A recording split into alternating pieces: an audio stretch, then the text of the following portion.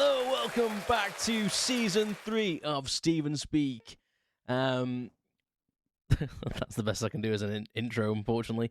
Okay, so this episode is just going to be a bit of a what I've been up to and kind of what I haven't actually done, because there was quite a few things that I probably should have been doing while I wasn't doing this, and, well, let's face it, I just didn't. So, yeah,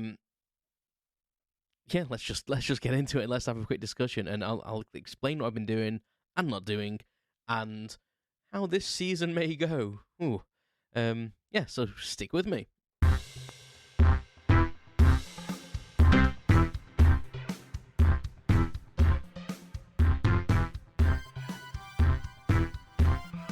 Welcome to Steven Speak the podcast. Unscripted prattle on everything and nothing.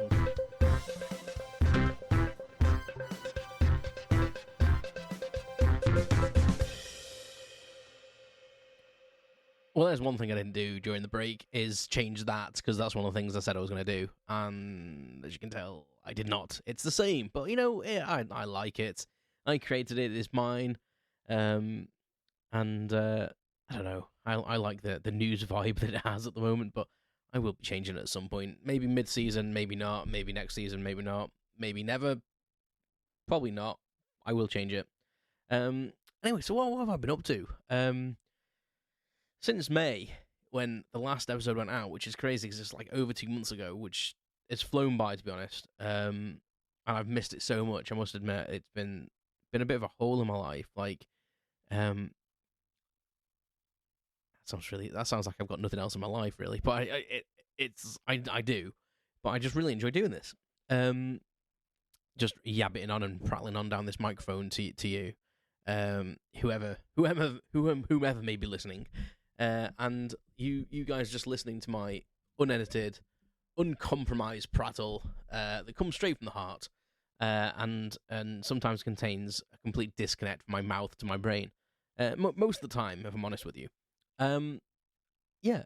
So what have I been up to? So me and Sarah, my wife, if you're new to the podcast, welcome. If you're back for more punishment, welcome back, you fools. Yeah, this podcast is what it says: unscripted, unedited prattle on everything and nothing. So you'll get a bit of everything from me. But this episode, as I said, is going to be a bit of a take on what I've been doing and what I've not been doing during the break, and kind of how the podcast might be going in the future. The things that I actually have considered, however small that may be, and lack of effort on my part. So apologies. Yeah, it's not my main job, so I'm sorry.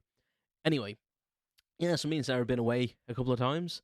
I think one of the trips we did, actually, when I was actually still doing the podcast, towards the end of the podcast, we went away. But I didn't mention it. I was going to plan to do one of the podcasts about it, and didn't mention it. Don't know why, just didn't. Yeah, we went up to Northumberland, had a few days in a lovely little. It was brand new. We were the first people to stay there. Actually, it was called the Glebe Retreat. Google it. It was lovely.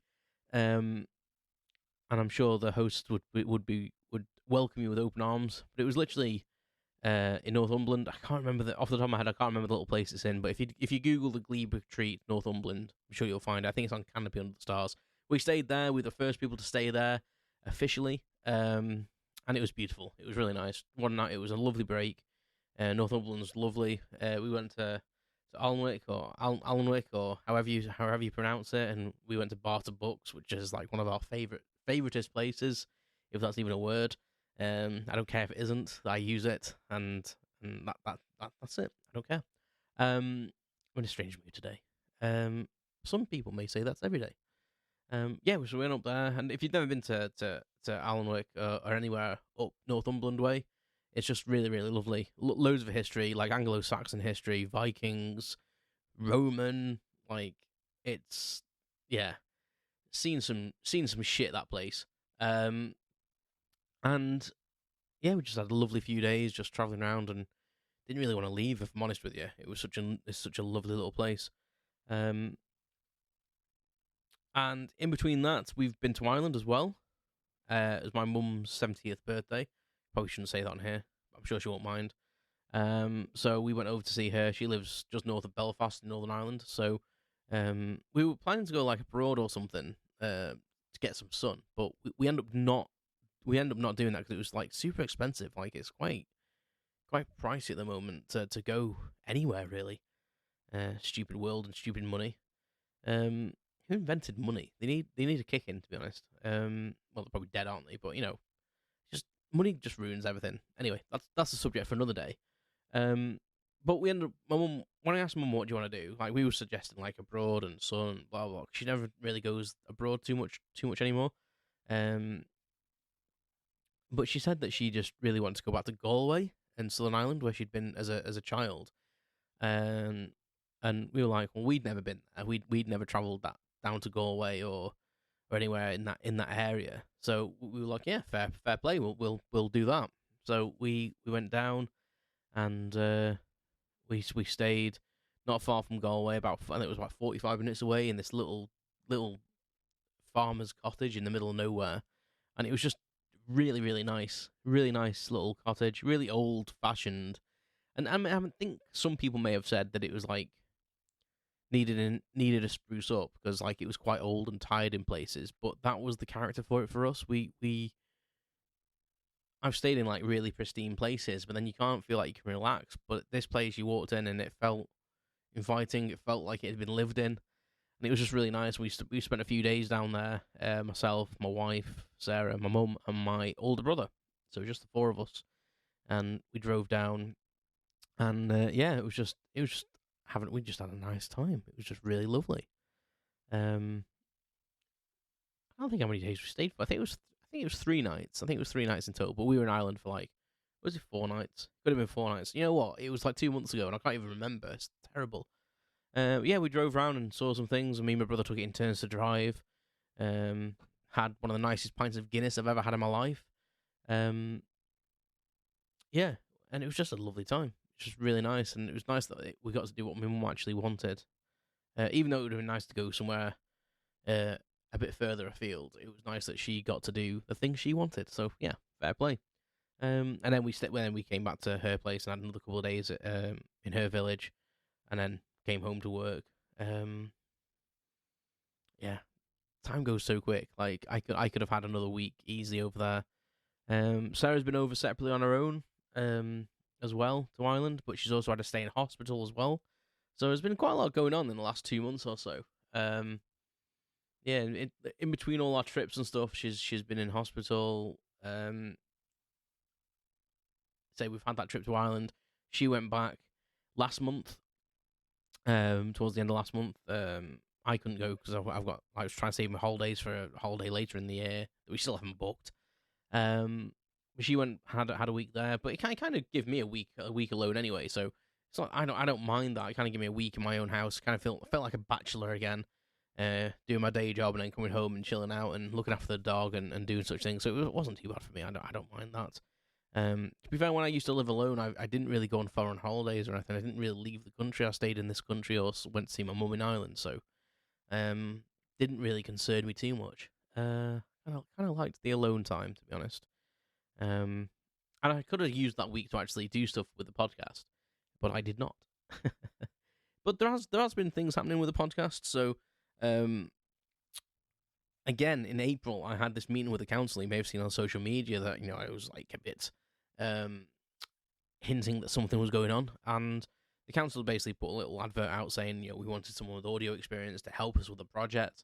So Sarah said to me, she goes, "Well, why don't you just ask them what it is?" And I was like, "Well, I don't have any audio experience." She was like, "Steve, you got room for stuff like guitars and musical stuff and like your podcasting stuff, and you're not stupid.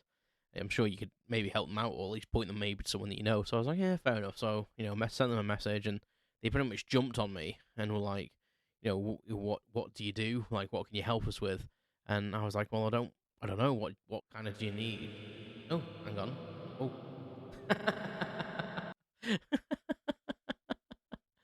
I accidentally pressed the button then. Did you tell? Yeah, so I I don't even know if that came out on the recording. I'll have to listen. If it didn't, then you'll probably think I'm just mental. Yeah, but I was I was basically asked if I could produce a soundscape for the exhibition that they were going to put on at the Crewe Heritage Centre, which is like a local place in Crewe, which it's got like a museum for trains, and it has an exhibition hall, so they put different things on there. And I thought to myself, well, maybe I could. So basically, what it was is the Crewe Works is nowhere near as big as it used to be, but in the 19th century, Crewe became a massive railway town, and they had a massive works, and they made everything there. They made trains from scratch. They had their own smelting, steelworks. They machined everything themselves. It was literally like they just brought raw material in and created everything from scratch. Absolutely amazing place. I think the workshop stretched for like 2.5 miles. Now, you might think, oh, 2.5 miles isn't that much, but if you think there's just workshop after workshop after workshop after workshop for 2.5 miles, that is huge. There was railway everywhere in Crewe. If you just Google some old pictures of Crewe, you'll just be like, where did people live? Because it's just train track everywhere. And basically, the Crewe Works turned 180 years old this year. There's not much left of it now, unfortunately. I'd probably say less than like probably 5%, probably less than that. It's quite a shame, but they asked could I recreate the sound of the Crewe Works. So basically, what it was like to actually be inside the Crewe Works and actually work there. So I was thinking to myself, could I do this? Like, could I pull this off? I was putting in contact with a few people that might be able to help. Unfortunately, I couldn't liaise with them properly, so didn't manage to sync up with them. But I ended up recording a lot of the sound effects myself. Got some free Creative Commons stuff off the internet, so like completely free of rights and stuff. But I made a 42-track audio soundscape of the Crewe Works from scratch, and I only had to basically utilize 10 pre-recorded things that I got for Creative Commons free off the internet. So so I created this whole soundscape for my own recordings, and I'm kind of proud of it because I've never done anything like that before. And excuse my watch going off. You can tell I'm out of practice doing the podcast. I've not muted my phone or anything. Hang on, let me do that now. Do not disturb. Where's my phone? Yeah, so I was quite pleased with myself. Very self-critical I am of everything I do. So when I actually was showing, like, we went down and actually played it through the loudspeakers for the first time in the exhibition hall. It was really nice to see that the council and the organisers were super pleased. That even the people working at the Crewe Heritage Centre were pleased. So it was really nice feeling for me that I kind of achieved what they wanted of me. I would still say it could be a lot better, but I tried to create a little bit of a story. So it starts off with them arriving at work. So you hear people turning into work, light switches going on, machines getting turned on, the switches, etc. Footfalls, a bit of banter in the background, and then it just becomes like the overwhelming sound of machinery after that, and trains moving and all these different things, and then it slowly progresses through the time. So you hear steam trains, and then you start hearing diesel engines, and then it goes to the end where it just goes into a lull, basically, of low humming machines, which is to kind of represent the new CNC machines, which are quite quiet, to be honest, in terms of what they do. And then there's a bit of silence because basically it's that loud and disruptive that we kind of felt that there probably should be a gap in it as well, so not to drive people mental. But yeah, it was a great experience, and yeah, I hope I get asked to do something again. I've got to speak to someone in the council about utilising that sound for something else, so that's kind of cool. But yeah, it's nice to do something, a break from something other than just doing the podcast, really. So it was nice to put my skills and test myself. So I feel I was successful. Yeah, so I'm kind of pleased by that. So that's kind of what I was doing in between times. What I should have been doing, however, was redesign the logo, redesigning the episode covers, doing loads of social media and stuff, promotional stuff. Once I've got them two things sorted, I kind of have. I've done a bit. You might have seen some of the social media stuff up with some backgrounds and that, but they're like kind of plasters at the moment. They're kind of like base ideas from what I probably will end up doing. I was meant to redo the theme and come up with a couple of different ones for different feelings. So like maybe a rocky one and more of a dance one, like a scary version or something, just to go in with whatever kind of show that I'm doing at the time. Did bugger all pretty much. I didn't really do anything. I was working on the series 3 episode covers today, so I think I've got something in place. Um, but yeah, just generally didn't really do a lot with the podcast. Didn't even really think about what I was gonna do episode wise for this season. I've made a couple of contacts with a couple of people about being guests, so now I have to put my arse into gear, which I should have done weeks ago, and then contact these lovely people that have offered. So if you're listening and you are one of the people I've contacted and haven't replied to yet, apologies, I'm useless. Check your inbox soon. But yeah, going forward, it's going to be guests again on the show. We might have some guests we've had previously. I know Johnny is who did the Arctic trip last season. We spoke to him a couple of times. Did two half-an-hour episodes with him about his adventures, and I think he's willing to come back on after he's done his next adventures.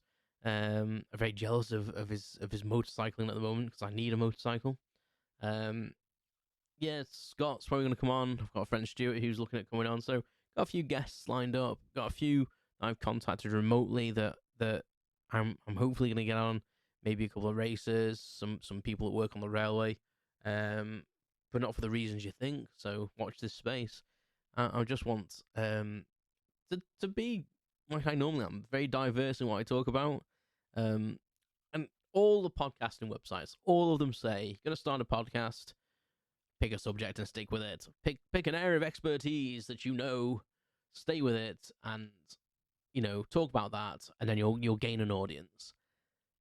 I have literally put my middle finger up to that, and I'm like, that's not how my brain is. I like everything. I want to know things. I want to speak to interesting people. I want people to share their stories with me. And you know what? If it's an episode that it's not for you, don't listen to it. I'm fine with that. Don't feel obliged. I don't want people to think, I've got to sit and listen to every single episode. Life's too short, for one thing. If you do, thank you. Thank you so much. If you don't, however, you know what? I'm not going to go mad about it.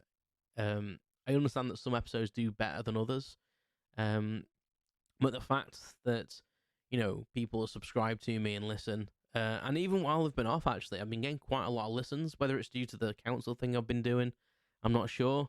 But it's nice to, know you're not putting any new content out and still get, 50 or 60 listens a week, which is really cool for me.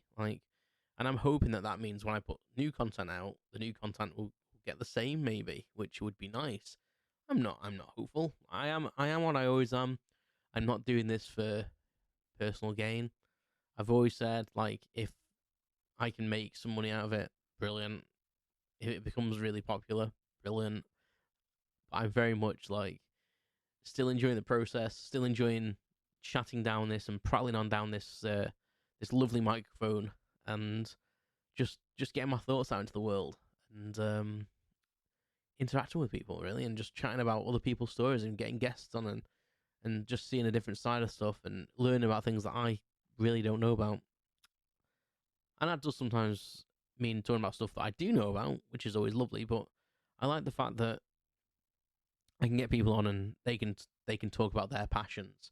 And if you've got a passion that you'd like to talk about, feel free to get in contact with me. If you're a listener and you'd like to get on, then just send me a message. Go to stevenspeak.com and you can fill a contact form in there, and you can get in contact, and I'm sure we can come to something. For me, there's pretty much no subjects that are too taboo. I kind of want to keep the show as happy as possible. I know I've had some of my episodes that have been a bit solemn in places, but I think the only thing is politics. I want to kind of steer clear as much as politics as I can. I don't really want to be controversial. I kind of want to be easy listening as much as I can be easy listening. Yes, and I'm going to call it a day on this one because I'm trying to keep the podcast shorter this season. So there'll be kind of less of them, and they'll be slightly shorter, but the guest episodes will be the same length. Just because I want to be more accessible for people, give you smaller chunks, and hopefully have better content. And because even though I'm Prattle, I don't want to prattle excessively too long that I divert too much from the point. maybe that's why you listen. Give me feedback. Let me know. Yeah, so we'll be back on to random subjects in the next episode. Oh yeah, Extra Speak, by the way, is dead. I've decided to kill it. So unless you are all truly aggrieved by it and want a little bit of extra me in your life, let me know. Otherwise, it will just be the main episodes of Stephen Speak going forward. To hopefully heighten that quality, raise the quality of the episodes and give me some extra subjects to talk about, so I get more episodes, basically. I think that's fair. Thank you very much for listening. I hope you're glad that that Stephen Speaks back and season 3 is here, because I am. And I'll speak to you all very soon. Cheers. You've been listening to Stephen Speak the podcast. Thanks for listening to my unscripted prattle on everything and nothing. Visit stephenspeak.com for updates, information, and my blog. You can follow more updates on social media at StephenSpeakPC. Thanks very much, and I'll speak to you soon.